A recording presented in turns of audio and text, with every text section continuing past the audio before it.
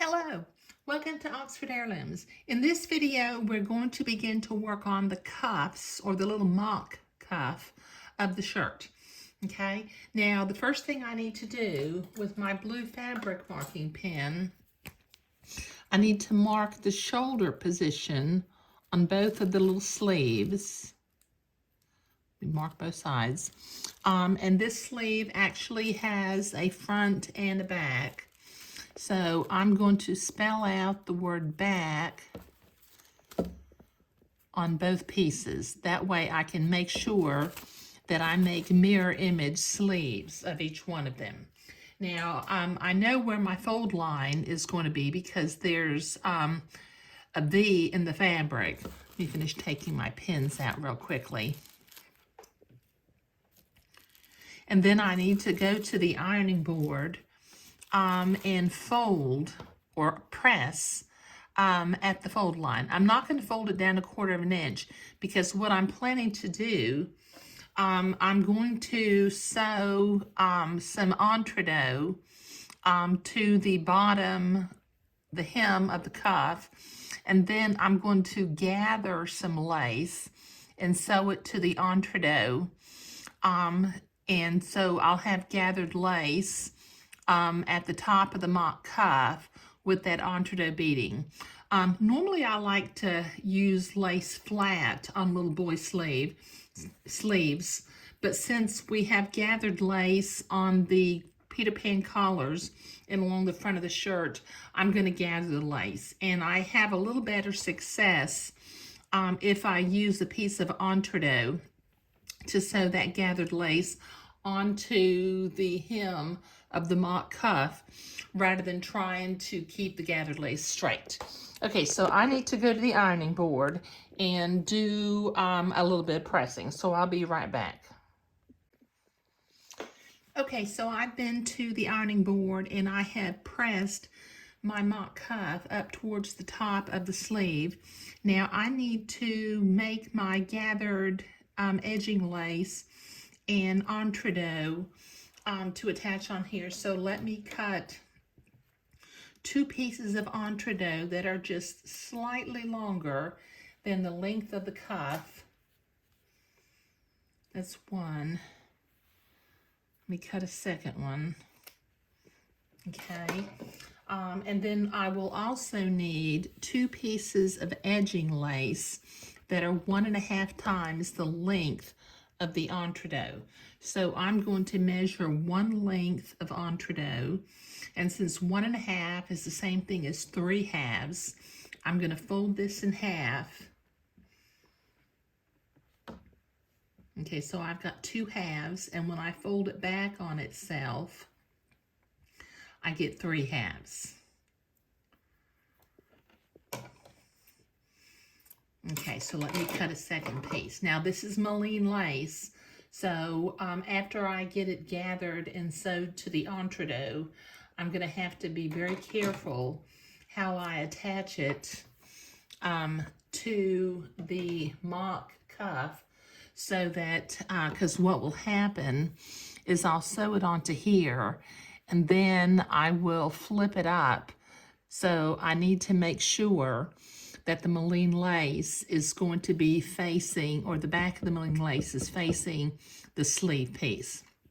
So I need to trim one side of each of my pieces of entrecot. So let's see, I want to trim this side. Okay, so I'm just using my embroidery scissors.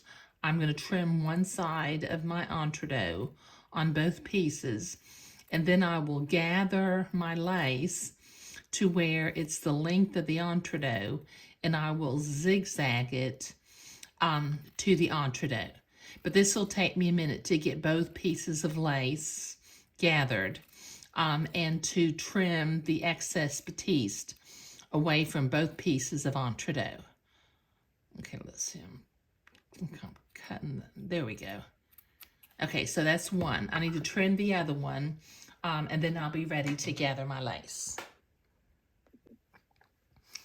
Okay, I've got both pieces of entrecot trimmed, and I have both pieces of lace gathered. So I have my sewing machine set for a zigzag in the appropriate stitch length and stitch width for sewing entree. So I'm going to butt my gathered lace next to my entree, and I'm going to begin to zigzag the two of them together. Just making sure I'm going in an entree hole and not stabbing the entree ladder. Let me find my foot pedal down here. Oh, excuse me. Okay, so let me proceed to zigzag this together. I'm kind of slow. You can go a lot faster when you're doing flat lace, but gathered lace, you kind of have to, you know, sometimes it wants to spiral on itself, or sometimes the gathered parts want to pleat up on itself. So you kind of have to go a little bit slower than you would with just flat lace. But I think this is going to be a pretty look. And since we have entree at the gathered lace of the Peter Pan collar, I think that the entree and the gathered lace at the cuff is going to be a real nice blend.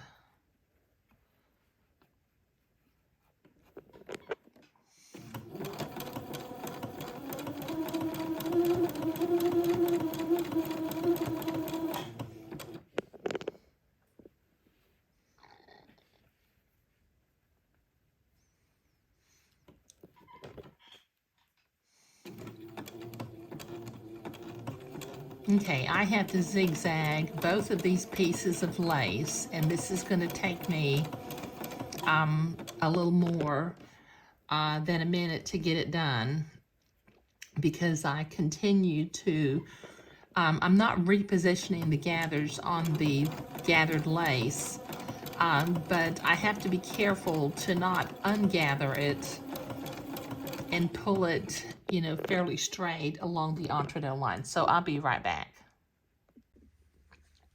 Okay, I've got my gathered lace sewn onto the entree, and I have completed sewing the gathered lace and entree onto one cuff. I was very, very careful to make sure that the fuzzy side of my Moline lace is facing towards the sleeve of the garment. And rather than finishing off the second pass of the entree with zigzag, I very nearly did a stitch in the ditch between the entree and the fold of the cuff, but I did actually catch just a very tiny bit of the cuff. So let me show you how I did that. Okay, so let me check my Moline lace. This is the fuzzy side is facing me. So I want it to be up right now so that when it flips, it'll be down. Okay, so I'm going to begin at one end, overlapping my lace just ever so slightly. And I'm gonna pin my entree to the cuff. Y'all know how I like to pin things. I had to buy a whole new box of pins for myself the other day.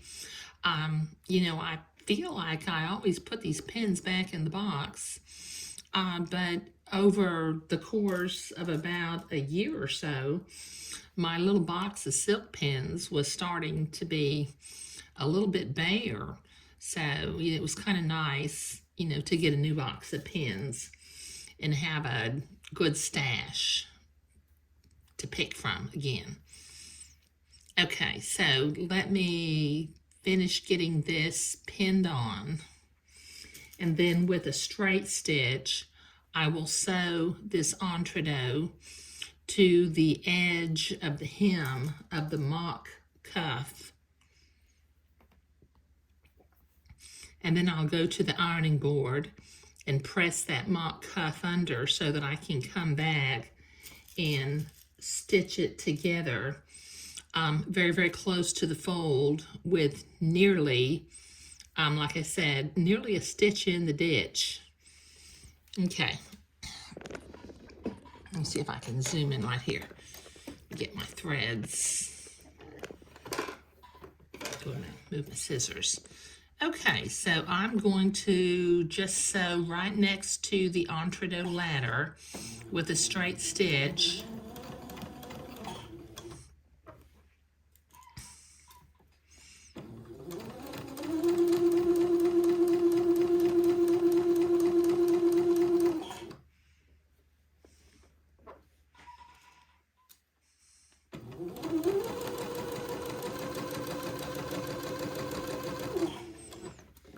Take my pins out as I come to them.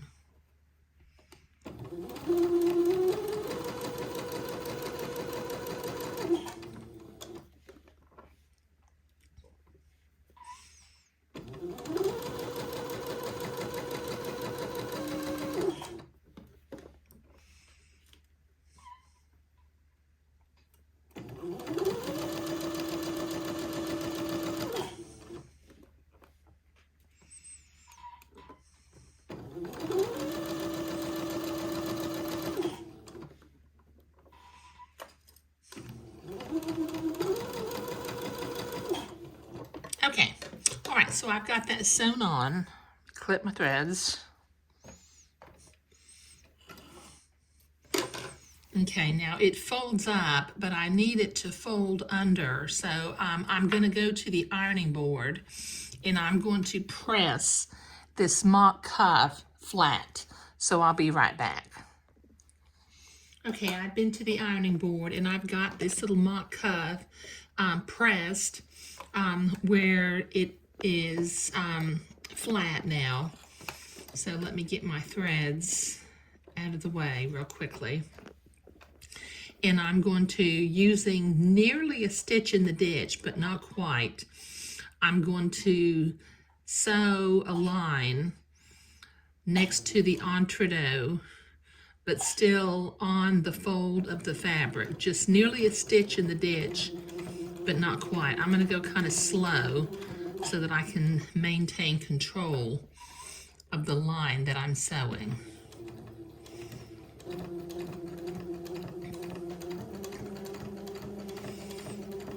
So I am on the fold of the fabric, but I'm probably about 1/32 of an inch away from the edge of the fold. Just enough to hold the mock cuff flat.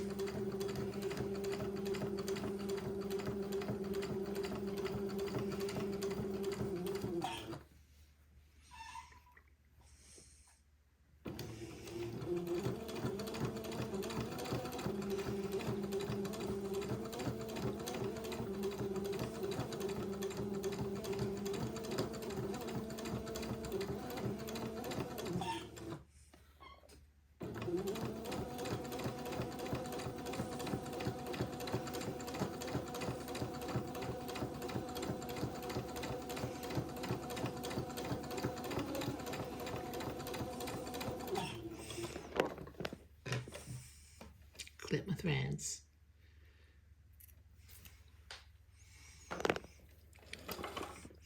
I go back and give that another little press. Sometimes when you sew a seam, it wrinkles a little bit. But I am ready now.